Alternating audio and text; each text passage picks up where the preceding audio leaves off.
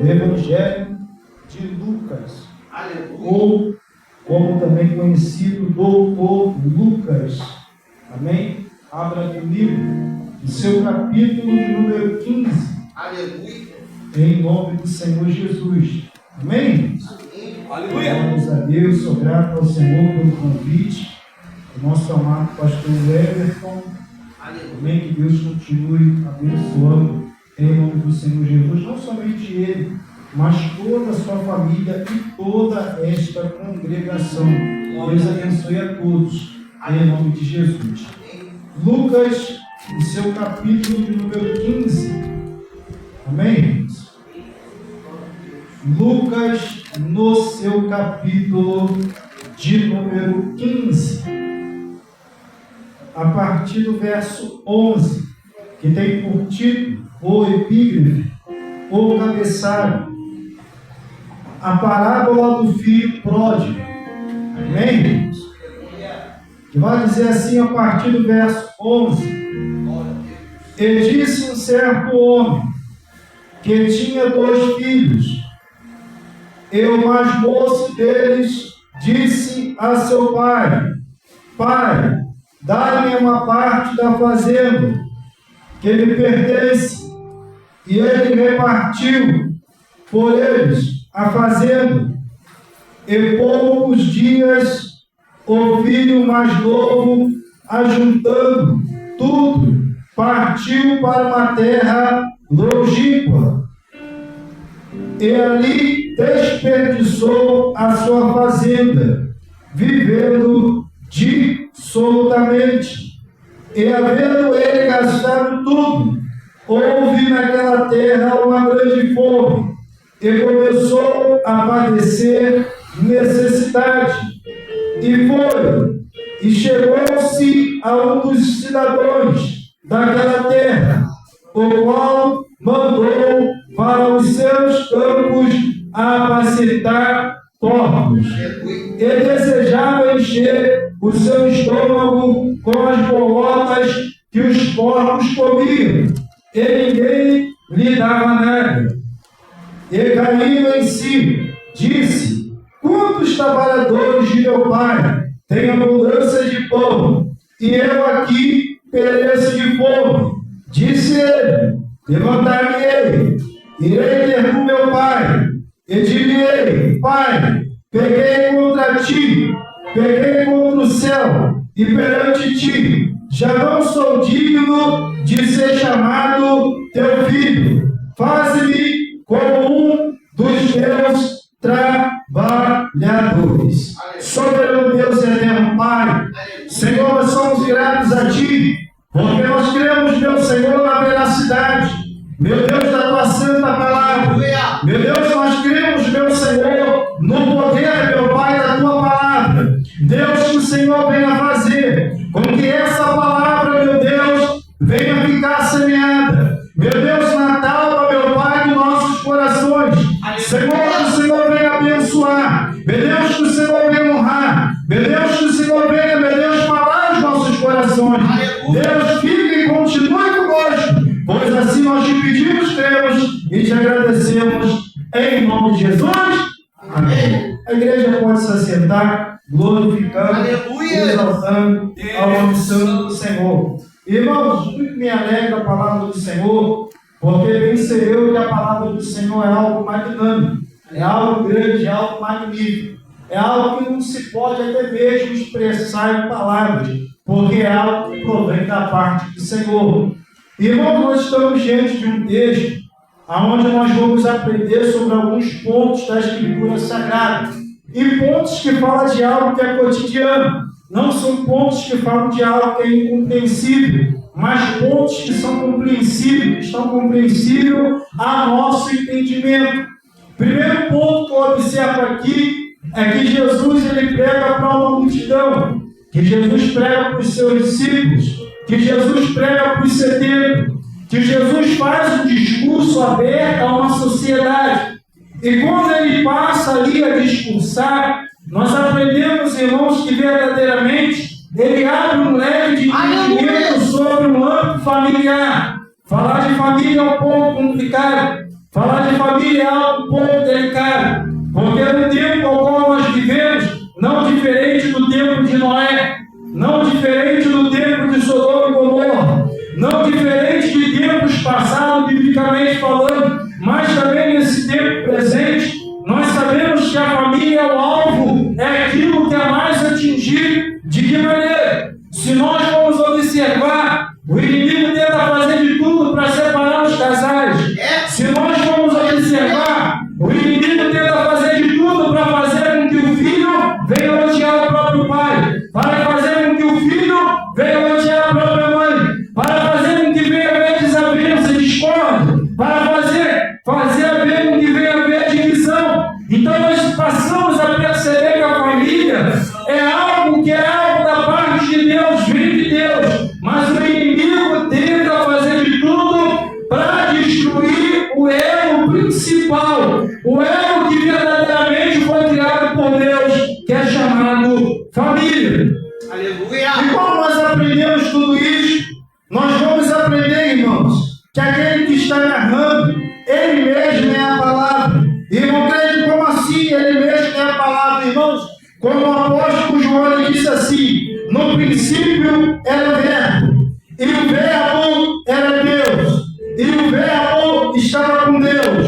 É como se o apóstolo João estivesse dizendo assim: ei, até mesmo a respeito de Moisés, porque eu sei que ele falava com o Senhor, face a face, boca a boca, ele falava com Deus e Deus respondia, ele falava com Deus e Deus ouvia, ele falava com Deus e Deus ouvia, até mesmo a respeito a Moisés, porque Moisés escreveu os 5 primeiros livros, e a saber o livro de Gênesis, e ele disse que no princípio da criação, Deus criou os céus e terra, mas o apóstolo João comeu com Jesus, bebeu com Jesus, vestiu com Cristo, deitou sobre o seu peito, e o próprio Jesus estava ensinando, e dizia para João: eu sou a palavra, eu sou o verbo vivo, eu sou o verbo encarnado, eu sou o dono da história, e eu tenho o poder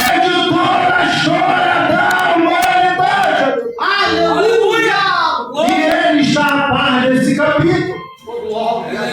E como nós aprendemos isso, irmãos, nós vamos ver que a estrutura toda da Escritura Sagrada depende de Cristo. Cristo é o tema perfeito. Cristo é o tema de toda a Escritura. O textual da Escritura Sagrada vai nos dizer o seguinte: que Deus amou o mundo de tal maneira que deu o seu único Filho, para que todos aqueles que nele crescem não viessem a perecer. Aleluia. Aleluia. Irmãos, Cristo é o único que tem o poder de ter o controle de toda a história, de toda a humanidade. E nós aprendemos isso no livro de Apocalipse, porque nós vamos aprender que se abrirão rolos, e rolos vem falar de história, rolos vem falar de testemunho, rolos vem falar de vivência, rolos vem falar, irmãos, verdadeiramente de um perfil que foi traçado aqui na terra, entre o nascimento e um período de morte, entre um período de vivência e um período de partida. Mas, irmãos, nós sabemos muito bem que haverá um livro que se abrirá, que esse livro é o livro da vida, aonde estará escrito eu, o seu nome, aonde só ele tem o poder de abrir, aonde no mundo, na terra, em toda a criação não se achou ninguém, somente ele tem o poder de abrir esse livro, chamado livro da vida. Aleluia. Irmãos, ele tem o poder de narrar essa história. Aleluia. Interessante de tudo é que Jesus está narrando sobre família. Irmão, Jesus ele tinha o poder de falar sobre parábolas. E o objetivo dessa questão era que Jesus queria confundir toda a estrutura de conhecimento terreno.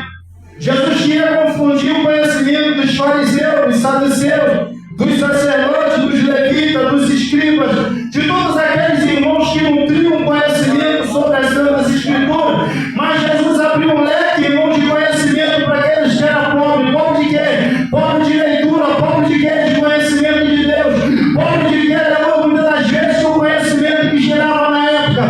Jesus se apresenta para eles e diz assim, aleluia, eu sou o Filho de Deus, o Filho do Deus Altíssimo, aleluia, eu sou aquele que adivinha, aleluia, e Jesus começa a falar por palavras. Aleluia.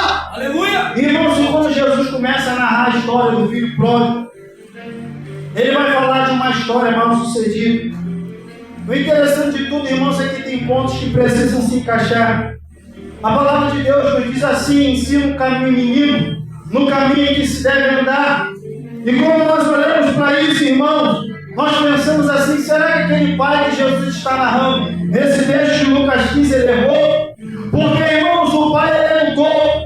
O pai disse que não, o pai disse que sim. O pai, irmãos, muitas das vezes levou o seu filho para o colégio. O pai, muitas das vezes, abriu a Escritura Sagrada e mostrou os trechos bíblicos. O pai, muitas das vezes, irmãos, ali educou o seu filho em caráter cristão. Mas agora ele está vendo aonde o seu filho está se despedindo dele, aonde o seu filho está dizendo assim, pai, aleluia, não há mais um espaço para mim e para ti. Pai, verdadeiramente, aleluia, eu preciso de algo. O Senhor pode me dar o quê? Uma parte da minha herança, uma parte da minha fazenda. Irmãos, uma coisa que desaponta a presença do Senhor, nós sabemos disso, é quando nós tentamos pegar algo de Deus que não é nosso, que não nos pertence. E nós apresentamos, irmãos, um texto, uma história, onde o filho quer pegar algo do pai está vivo. Irmão, nós sabemos que um testamento, para ele ser escrito, ele pode ser escrito com você vivo. Mas, irmãos, o testamento ele só pode se cumprir se você morrer.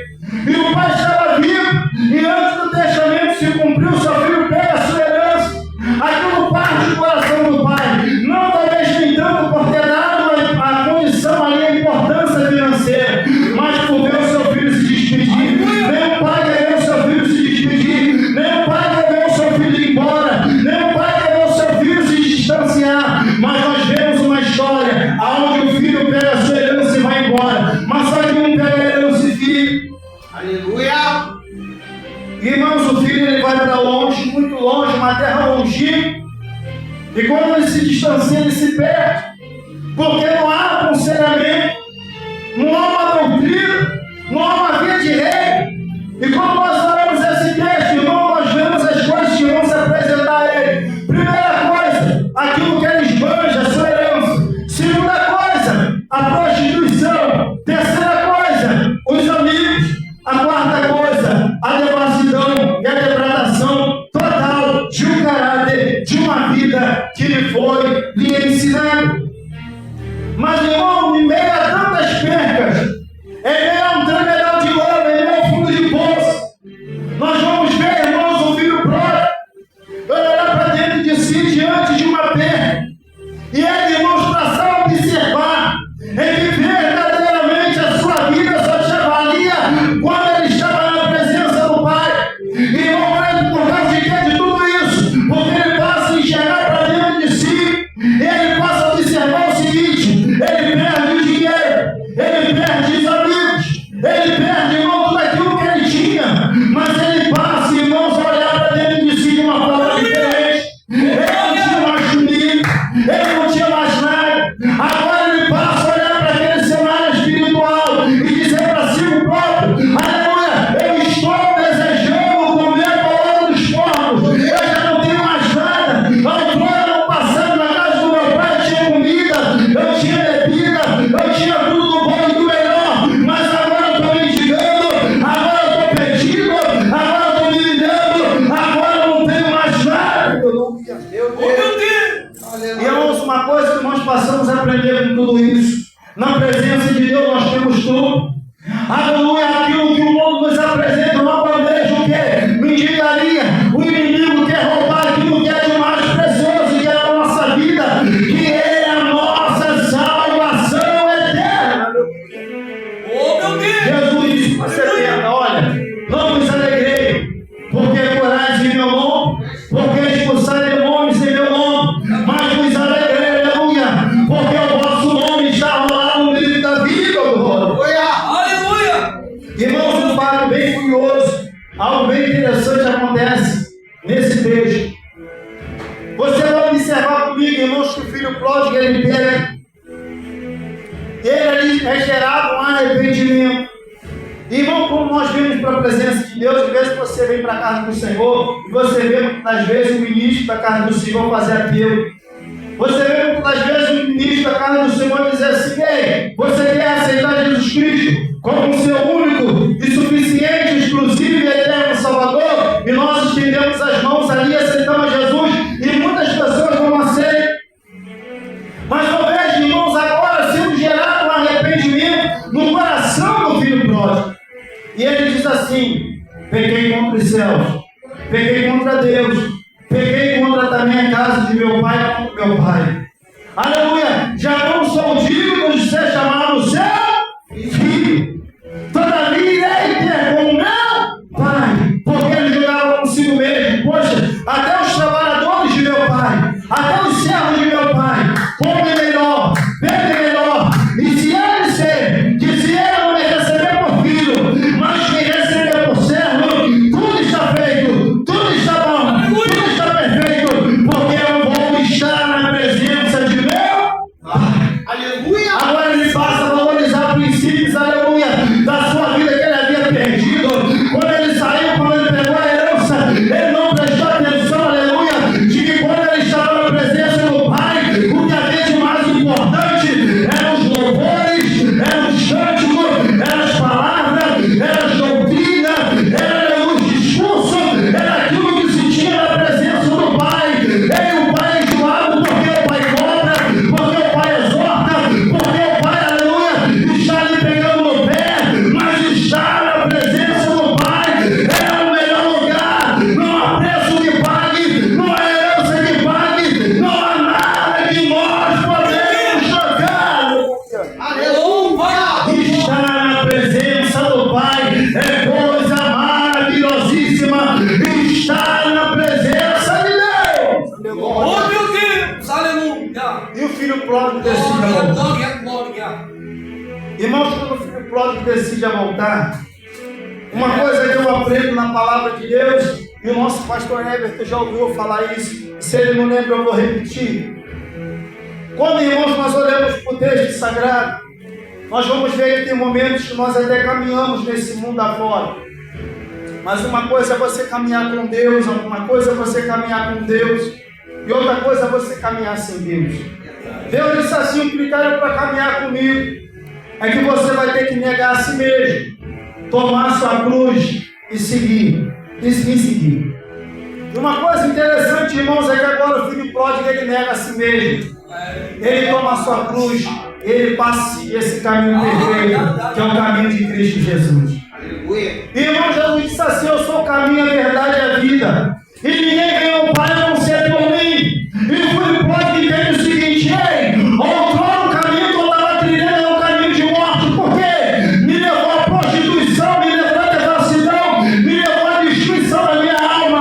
E a palavra do Senhor vai dizer o seguinte: ei, há caminhos que aos olhos dos homens parecem perfeitos, mas o seu final é de morte. Glória! Aleluia. E agora ele está voltando atrás. Irmãos, a palavra de Deus nunca nos ensina a tornar atrás. Mas há critérios que são quebrados, irmãos. Toda regra tem a sua exceção. A mulher de Ló, quando ela olha para trás, ela vira uma estátua de sal. Mas agora eu vejo a carta ao Apocalipse ali, escrita, as 7 cartas na Ásia. E nós vemos o apóstolo João dizer assim: ei, tornar é o primeiro amor. O que é tornar? Se eu estou indo para frente, eu vou voltar para trás, eu vou passar a dar o quê? Para trás. Porque, irmãos, não adianta nada nós andarmos 1000 metros, nós andarmos 1 quilômetro, nós andarmos 10.000 quilômetros, 1 milhão de quilômetros, mas nós andamos sem a presença de Deus. Moisés disse assim, como o Senhor disse: ei, Moisés, eu vou enviar um anjo, eu não vou mais caminhar com vocês, eu não vou mais andar com vocês. A partir desse momento eu vou enviar um anjo para andar com o meu povo e para guiar o meu povo. Moisés disse assim: ei, Senhor, se o Senhor parou aqui comigo, eu paro aqui. Se o Senhor está aqui comigo, eu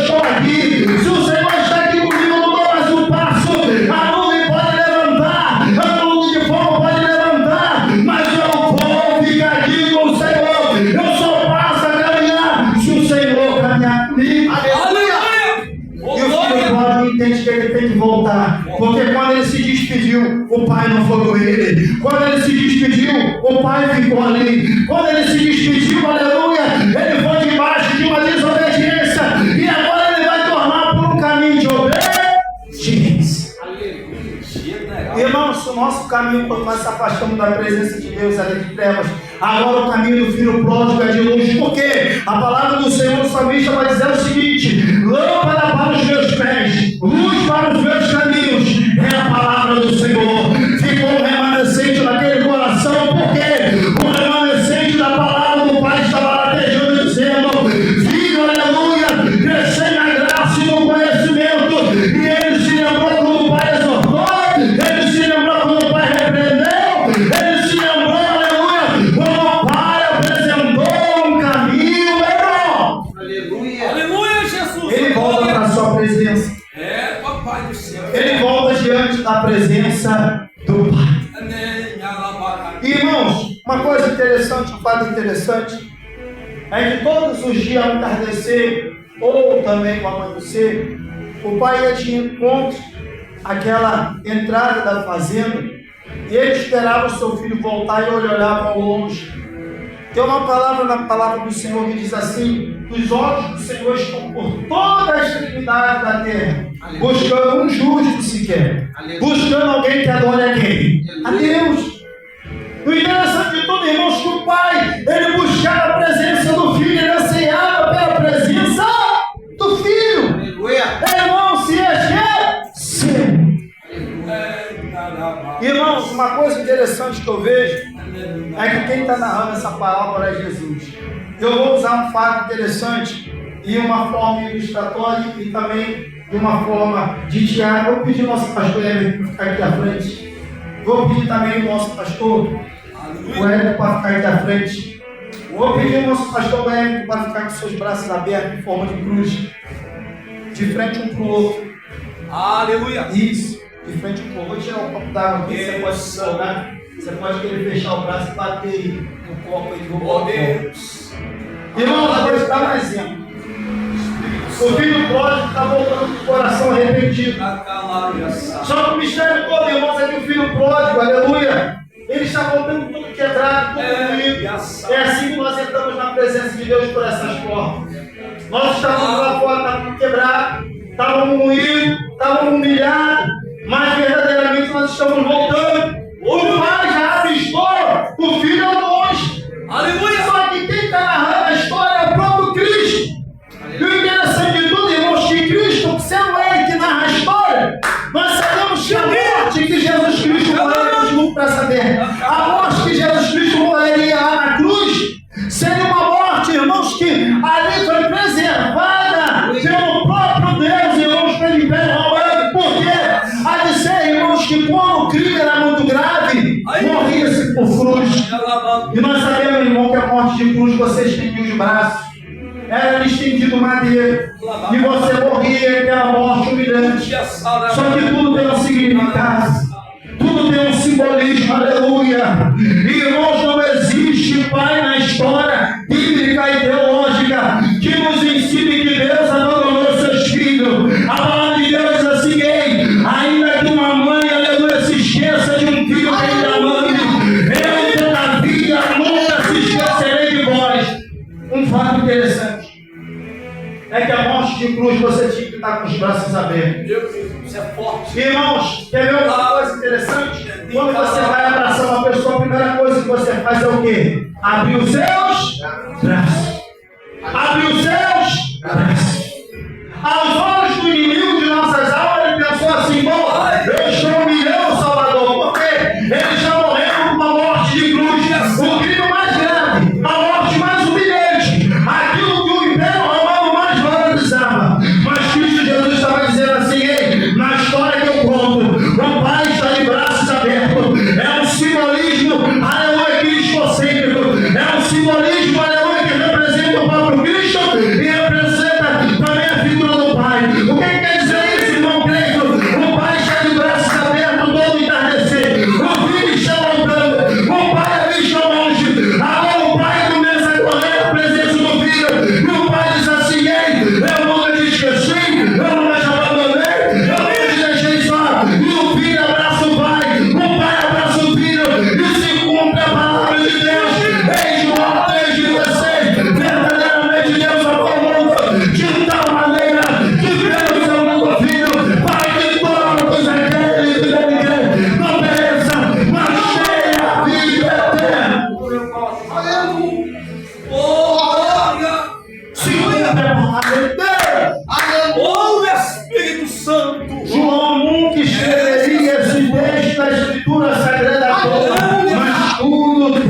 propósito diante da palavra de Deus. Jesus. Profundo. Irmãos, quando acontece esse abraço, Aleluia. ali acontece o perdão. Verdade. Aleluia. Ali acontece o perdão de Deus. Glória a Jesus. E o maior intuito do Cordeiro ter morrido naquela cruz de Glória a madeira. Deus. Por isso que nós vemos João Batista, ele dizia assim, no seu capítulo número, verso número 29, ele disse assim: eis aí o Cordeiro de Deus, que tira o pecado do mundo. Aleluia. Aí você diz assim, irmão, mas por causa de que o Pai, ele recebe o Filho, ele coloca uma veste sobre o Filho, ele coloca um anel sobre o dedo do Filho, ele coloca sandálias sobre os pés do Filho, ele puxa o Filho para dentro de casa, e ele manda matar um bezerro? Porque para haver perdão, tem que haver derramamento de sangue. Aleluia. Para haver perdão, tem que ser removido a culpa. Para haver perdão, tem que haver verdadeiramente uma regeneração. E como é que a humanidade ela foi perdoada? Pela vida pela vida do nosso Senhor e Salvador Jesus Cristo, com a morte de Jesus Cristo. Aleluia. Irmãos, presta bem atenção numa coisa: quando aquele animal ele morre, ali o sangue é derramado dentro daquele lar. Irmãos, uma coisa que eu acho interessante é que o animal é morto e é apresentado dentro do lar. E às vezes você fala assim, não creio que não tem um significado espiritual. Tem um significado espiritual. Irmãos, o que morre, irmãos, aquilo que estávamos atrapalhando o velho homem, ele não morre de fora para dentro, mas ele morre de dentro para fora. Aleluia. A mudança ela começa de dentro para fora. E não creio que se eu mudar suas vestes, adianta não. A mudança de dentro para fora. Aleluia. Primeira mudança que começa a acontecer. Só que com esse recebimento de um irmão que aceitou Jesus, agora eu estou vendo na mesma história um se perdendo. E quem está se perdendo é quem não perdeu, não jogou a sua herança fora. Mas ele estava ali com o pai, que era o irmão mais velho. Aleluia. E ele vê o seu irmão mais novo voltar. É Jesus. E ele passa a questionar, irmãos, toda vez que nós estamos na presença de Deus, que nós temos maus olhos, a palavra de Deus diz assim: se os seus olhos são bons, todo o seu corpo ele será luminoso, mas se os seus olhos forem maus, todo o seu corpo será tenebroso. O interessante de tudo, irmãos, que agora o filho mais velho estava na casa do pai todo o tempo, ele estava na presença de Deus. Mas quando ele olha para o seu irmão, ele começa a julgar: puxa, esse cara estava lá na prostituição, estava na devassidão, esse cara estava perdido, e agora ele volta, meu pai recebe ele, está lá no bezerro servado. Meu pai nunca matou um bezerro para mim, nunca me deu um bezerro. Irmão, quando ele começa a falar isso, cada vez que ele vai julgando o seu irmão, ele vai se afastando da presença do pai. Olha aí, ó. Ele vai se afastando da presença do pai. Ele vai se afastando da presença do pai. Irmãos, como o pai se oportuno, ele não acha o seu filho mais velho. Seu filho mais velho não estava mais na sua presença, não estava ali se alegrando. Agora o seu filho mais velho está afastado. Sabe o que o pai tem que fazer? Tem ovelhas, irmãos, que Jesus vai buscar. Umas ele espera voltar, outras ele tem que buscar. O filho mais velho, o pai teve que buscar, porque ele sabia que o filho mais velho ia voltar. Aquela pessoa que bota a culpa em todo mundo, a culpa de eu ter se afastado da igreja, é a culpa do pastor, é a culpa do evangelista, é a culpa do presbítero, é a culpa da diaconisa, é a culpa da obreira, é a culpa do... Enfim, a pessoa bota a culpa em tudo e fica mais difícil de voltar por dentro por causa dos maus olhos. E ela não consegue enxergar, que ela está se apagando, se apagando, se apagando, se apagando. E o pai, como o filho mais velho, abre os seus olhos, o pai está do lado dele. Aleluia. Com seu coração doendo. Acabei de ganhar, não posso perder, não é a soma de Deus, aleluia. Deus, ele nunca joga para perder, irmãos.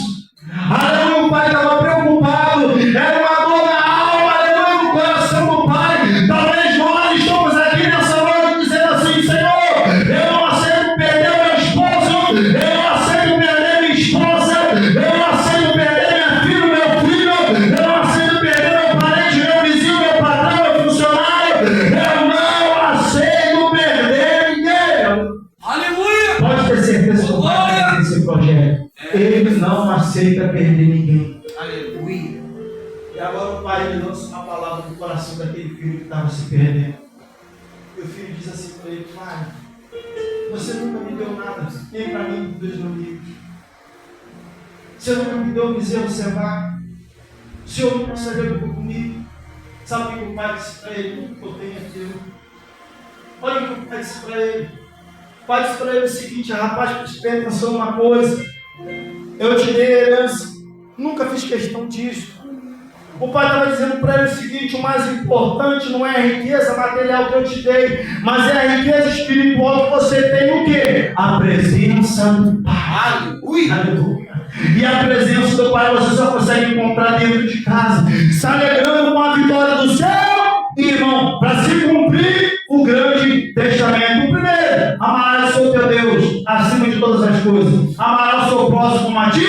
Veja, na presença de Deus não há mágoa, na presença de Deus não há rancor, na presença de Deus não há ódio, na presença de Deus não há tristeza. Todavia, para haver alegria, na presença de Deus tem que haver comunhão, tem que haver comunhão na presença de Deus.